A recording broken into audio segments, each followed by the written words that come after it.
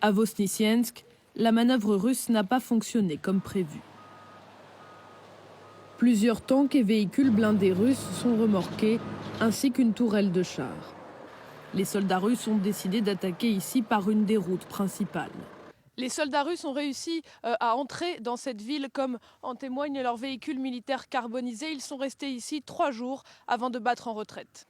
Vitali a participé à la bataille. On les a tapés près du pont, boum, là-bas, boum, et assez vite, c'en était fini de leur colonne. L'Ukraine était à nous, est à nous et sera à nous. Ils n'ont rien à faire ici. Pendant 3 jours, les soldats russes ont pris position dans les maisons du quartier. Ça, c'est leur nourriture. C'est écrit armée russe. Ramon était alors au sous-sol, chez son voisin. Une fois revenu chez lui, il a découvert que les Russes n'étaient pas repartis les mains vides. Ils étaient chez moi, ils ont bu, mangé, ils ont tout retourné, les affaires des enfants, les miennes. Ils devaient chercher de l'argent ou de l'or, je n'en sais rien. En tout cas, ils ont volé mes antidouleurs, mon parfum et de l'alcool. Ils ont aussi pris mes outils, mes clés à molette, la clé en croix pour la voiture et tous les outils électriques. Son voisin de 80 ans rumine encore sa colère.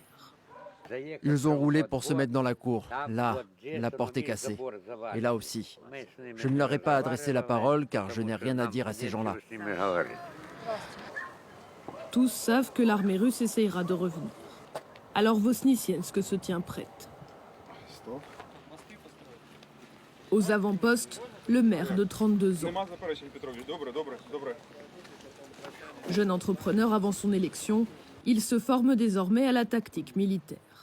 On a fait sauter les ponts, mais on sait que l'ennemi peut traverser la rivière. Alors avec des entrepreneurs, on a déterré ce côté de la rivière et fait une digue seulement 20 heures avant que l'ennemi approche de la ville, pour que les tanks et les blindés ne passent pas. Il s'en serait bien passé, mais sa ville présente un intérêt stratégique. Si Mykolaiv au sud fait sauter ses ponts, il n'y a pas d'autre route pour aller à Odessa ou Kiev, la capitale, seulement par notre ville. Donc on se prépare à revoir l'ennemi. La deuxième centrale nucléaire, la plus puissante du pays, est également à 30 km. Le jeune élu le sait, les Russes ne renonceront pas à cet objectif.